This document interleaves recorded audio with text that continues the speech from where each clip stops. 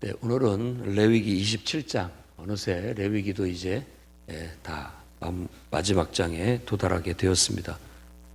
레위기는 레위인들, 그러니까 아론과 그의 제사장과 관련된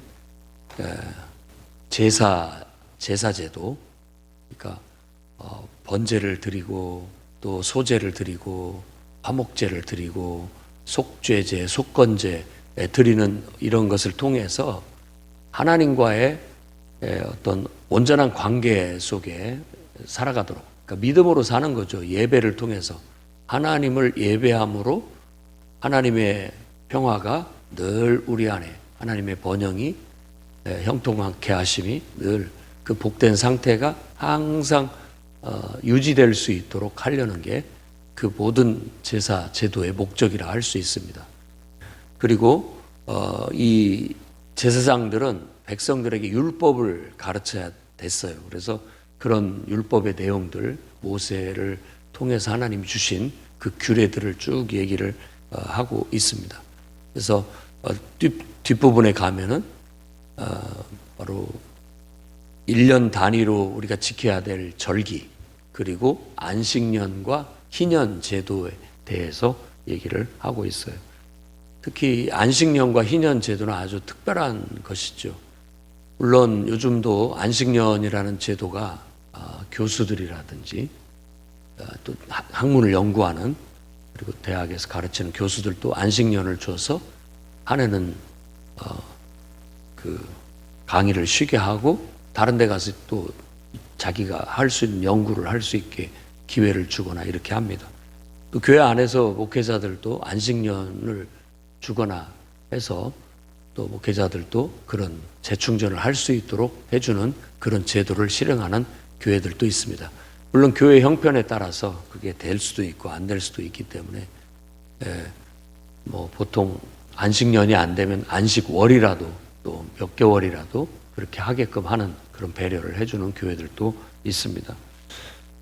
누구든지 다 사람은 잠깐 자기가 걸어온 길을 돌아봐야 할 시간이 필요하고, 그리고 또 앞으로 가야 할 것에 대해서 구상을 하고 또 이렇게 내다볼 그런 충분한 시간이 필요합니다.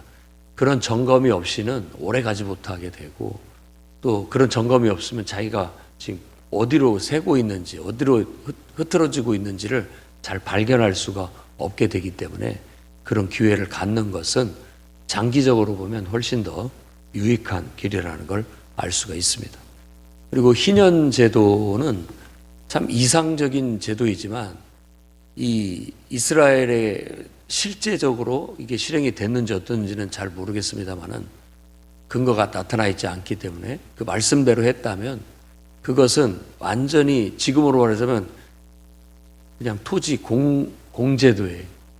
그러니까 이건 다 뭐 우리는 이제 국가의 소유다 이렇게 얘기하지만 우리가 받을 수 있는 정신은 뭐냐면 모든 소유는 하나님의 것이다 라는 기본 개념 위에서 시작하는 거예요. 다 하나님의 것이고 하나님이 나에게 관리하라고 맡겨주셨다.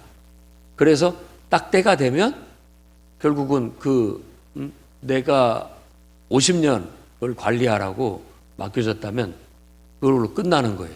그리고 다시 원위치 돼서 다시 시작하는 그런 제도로서 때로 여러 가지 우여곡절로 인해서 채무자가 돼서 만일 그것을 팔아서 다른 사람한테 그 사용권을 넘겼다 할지라도 50년째는 그 모든 채무가 다 없어지고 해방이 되고 이제 다시 처음부터 시작하는 거예요. 얼마나 좋습니까? 감옥은 굉장히 이상적이죠. 여러분 컴퓨터 게임 뭐 하다 보면 이렇게 제가 그걸 자주 하는 것이 아니라 전혀 하지 않습니다만은 게임을 시작을 하면 막 해갖고 내가 질 수도 있잖아요.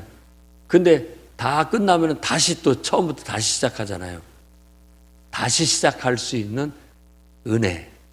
그래서 이 희년을 은혜의 해라고 그렇게 얘기하는 겁니다. 다시 잘했든 못했든 다 원상태로 돌아가서 처음부터 또 다시 시작한다라는 그런 의미를 가져요. 그래서 우리가 가져야 할 개념은 모든 건 하나님 것이다. 이 고백.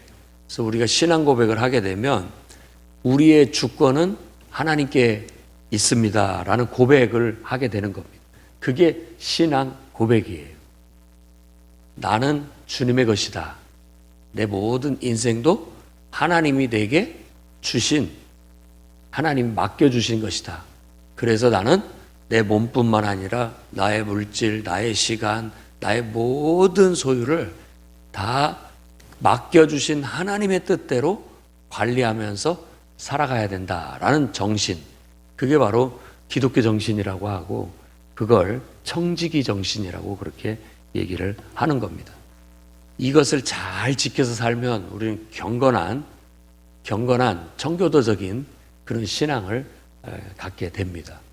그래서 한때 영국에 바로 그런 투철하게 그렇게 살아가려는 정신이 팽배했었고 그런 사람들이 결국은 그리스도의 정신으로서 어떤 산업혁명의 산업을 발전시키는 그런 부유한 사람들이 될 수 있었고 또 사회적으로도 그런 재력을 바탕으로 해서 큰 사회적, 정치적 영향력까지도 행사하게 되었던 거예요. 그래서 퓨리탄이라는 특정적인 그런 용어까지도 생겨나서 그걸 굉장히 기독교 정신을 잘 반영한 어떤 신앙의 형태로 그렇게 모범적으로 보는 경우가 있습니다.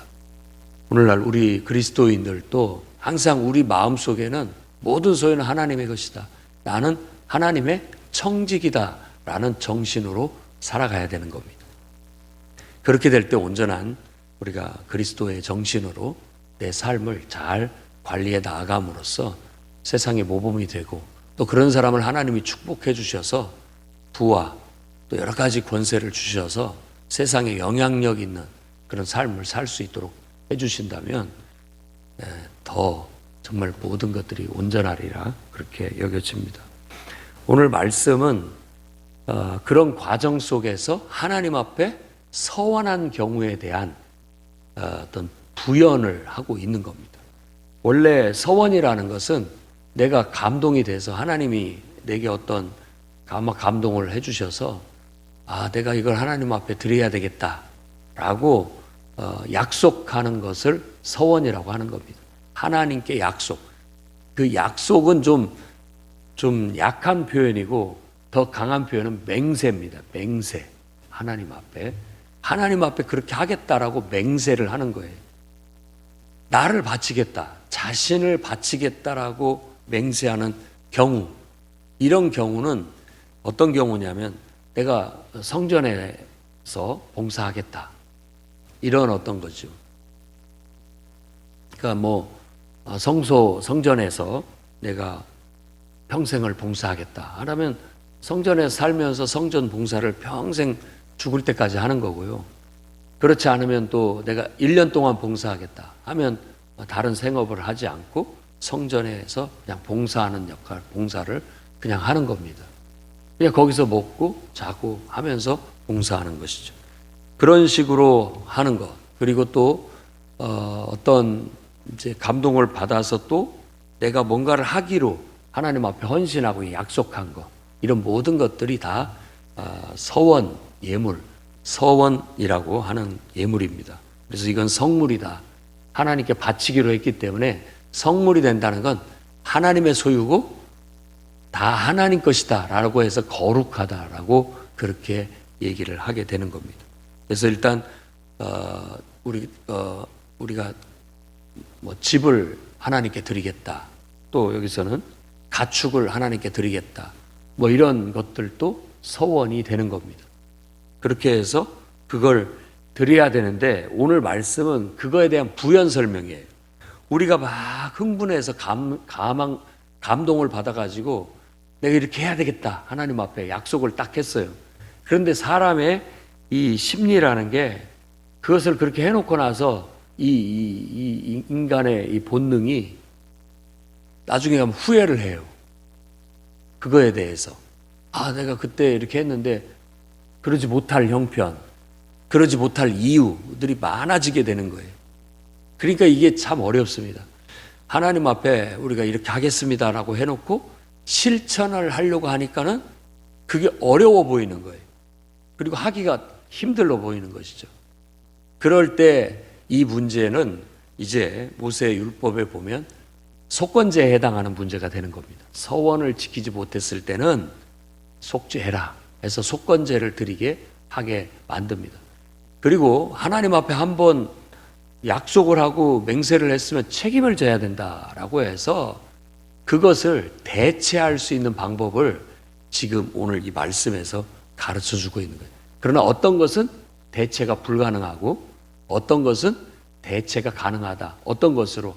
헌금으로 대체가 가능하다. 여기서 그래서 바로 20세에서 60세는 은 50세겔, 남자는 50세겔, 여자는 30세겔, 또 5살에서 20살까지는 20세겔, 여자는 10세겔, 1개월에서 5세는 5세겔, 여자는 3세겔. 이런 식으로 그거에 대한 대체를 그 돈으로, 헌금으로 대체할 수 있도록 해준 거예요. 그러니까 원래 이렇게 하겠다라고 약속한 게 아닌 거예요. 우리 아이를 하나님께 바치겠습니다. 약속을 했는데 이게 안 돼. 그러면 그런 경우에 문제가 된다면 대체를 해라. 대체. 그걸 얘기를 해주고 있는 겁니다. 그리고 원래 서원을 할 때에는 만일 결혼하지 않는 자녀들이 서원을 했을 때는 아버지의 허락이 필요합니다. 아버지가 허락하지 않으면 그 자녀가 하나님 앞에 맹세를 했다 할지라도 효력이 없습니다. 그리고 결혼한 여자는 남편의 동의를 받도록 그렇게 돼 있습니다. 남편의 동의가 없다면 그것도 무효가 되는 겁니다. 효력이 없어요. 그러나 이제 혼자 된 사람들은 자기 마음 뜻대로 그걸 할 수가 있게 되는 것이죠. 그래서 한번 약속을 했다면 그건 신중한 것이기 때문에 신중하게 관리해야 할 필요가 있다라는 거예요. 말했다고 안 될 것 같습니다.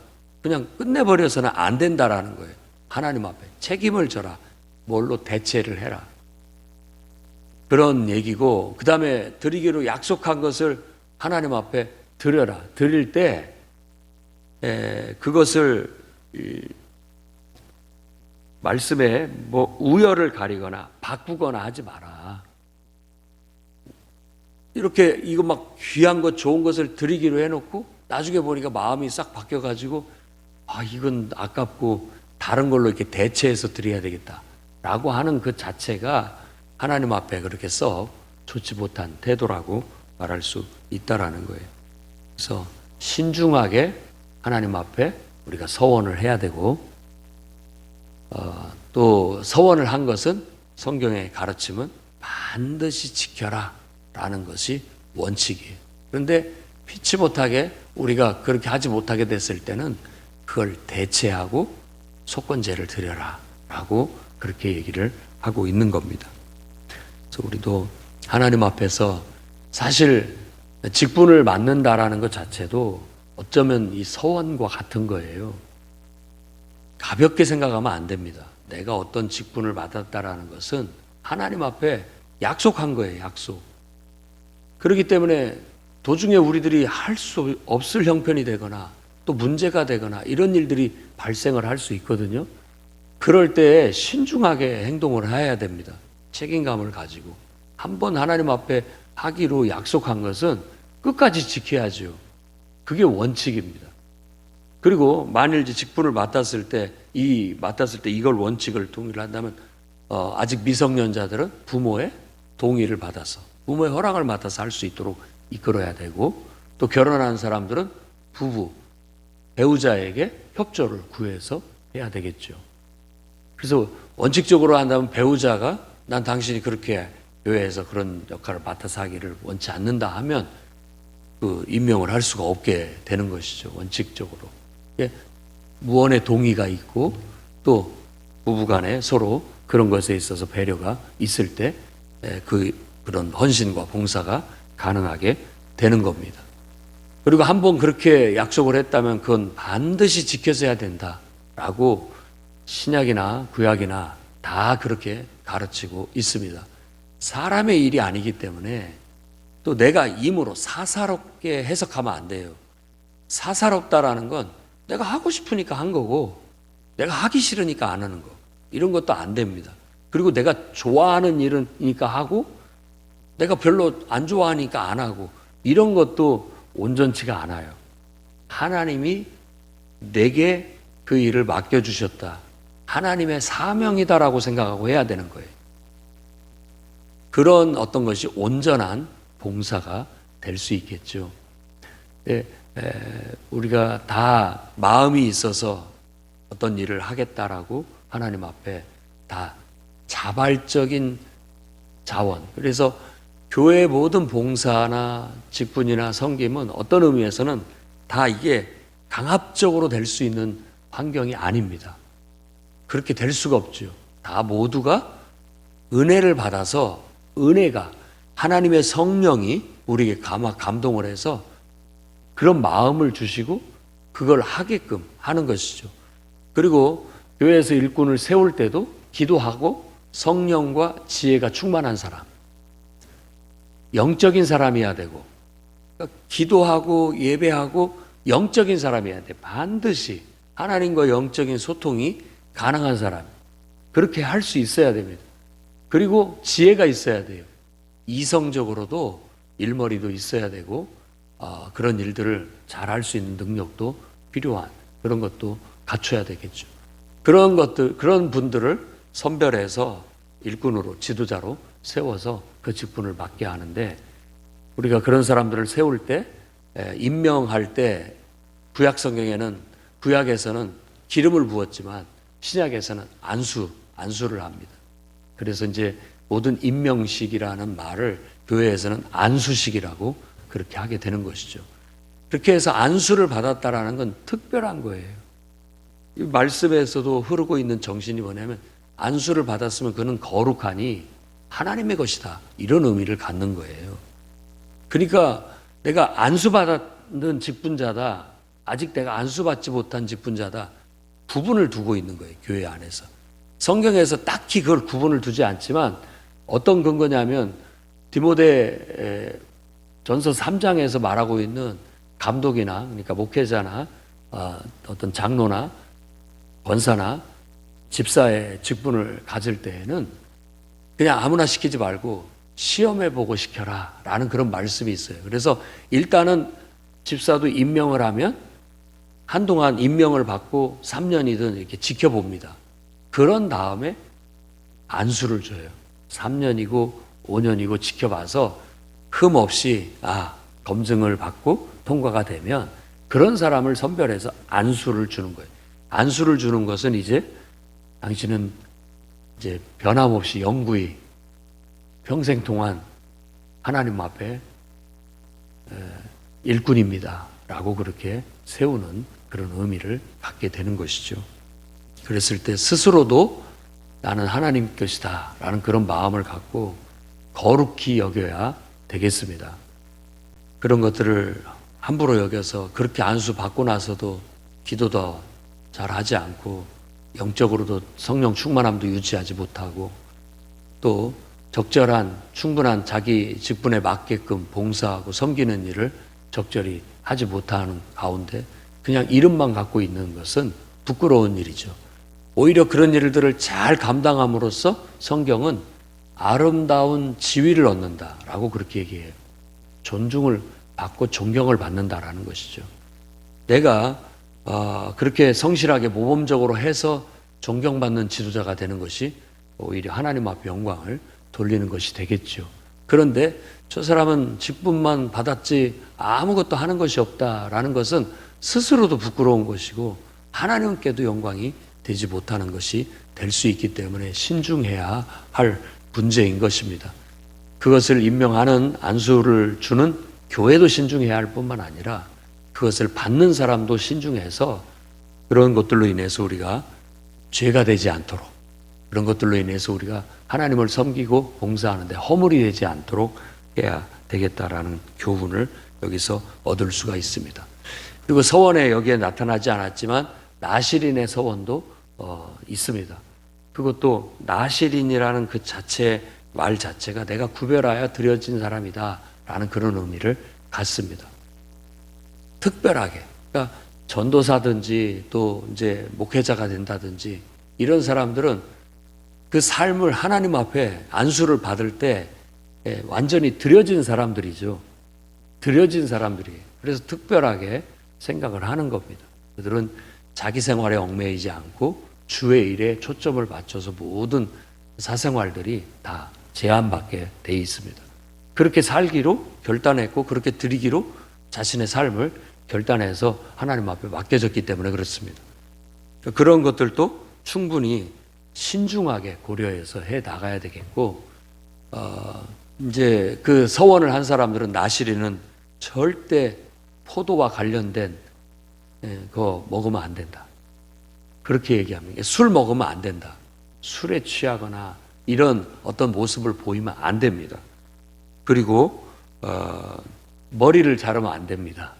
나시린들은 그 서원이 끝날 때까지 머리를 그 어떤 순종의 표시로 그 내가 하나님께 서원했고 그걸 지금 순종해 나가고 있다라는 표시로 머리를 자르지 않게 했고, 그리고 죽은 자를 만날 수 없어요. 그래서 장례식에 가지도 못합니다. 그런 사람들은 딱 그렇게 구별된 세 가지의 원칙을 지키게 했던 것이죠. 오늘날도 이런 원칙들은 그 시대의 문화적인 어떤 옷만 벗었지 그 정신은 똑같이 하나님을 섬기는데 그 정신이 흐르고 있다는 걸 아셔야 되겠습니다.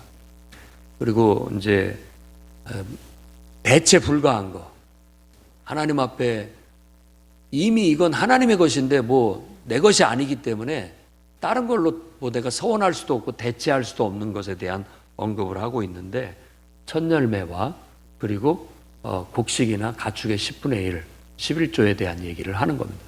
이것은 30절에 말할 때 땅의 10분의 1, 땅의 소산물이죠.